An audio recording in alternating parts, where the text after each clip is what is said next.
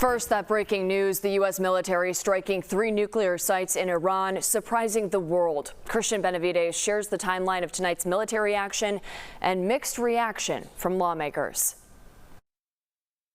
President Trump announced American warplanes dropped bombs on 3 nuclear sites in Iran on Saturday night. Iran's key nuclear enrichment facilities have been completely and totally obliterated. Iran, the bully of the Middle East, must now make peace. If they do not, future attacks will be far greater and a lot easier. Among the Iranian sites targeted, Fordow and a larger enrichment plant at Natanz. News of the strike comes hours after it was revealed B-2 bombers were dispatched from Missouri to Guam.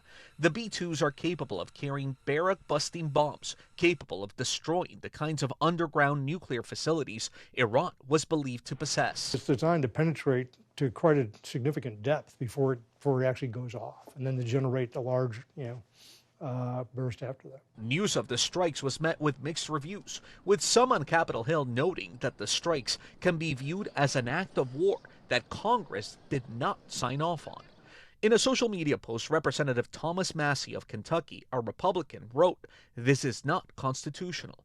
Earlier in the week, the president indicated he would give it 2 weeks to decide whether to join Israel in bombing Iran. But throughout the week, and as recently as Friday, he expressed concerns over how close Iran was to having a nuclear weapon. Within a matter of weeks, or certainly within a matter of months, they were going to be able to have a nuclear weapon. We can't let that happen. The overnight strike comes after Israel launched its attack on Iran on June 13th, and just 1 day after European delegates met with Iranian officials in Geneva to encourage an end to the conflict. The whereabouts of Iran's supreme leader remain unknown. CBS News learned Friday the leader is reportedly in hiding as a result of fears of an assassination. Christian Benavides, CBS News. I spoke to DePaul professor of history and nationally recognized terrorism expert Tom Makaitis tonight, asking about the reaction we could see following these strikes.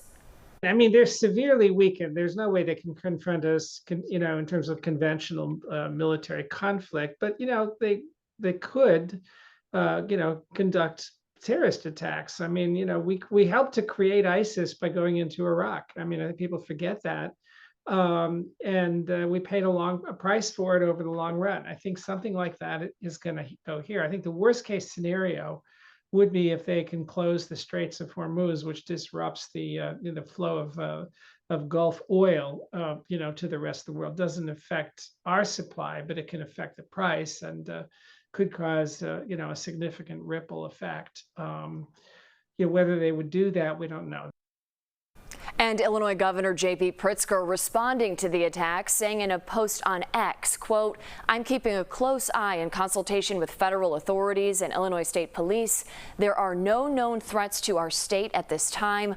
I'll continue receiving briefings as we remain vigilant to ensure the safety of Illinoisans."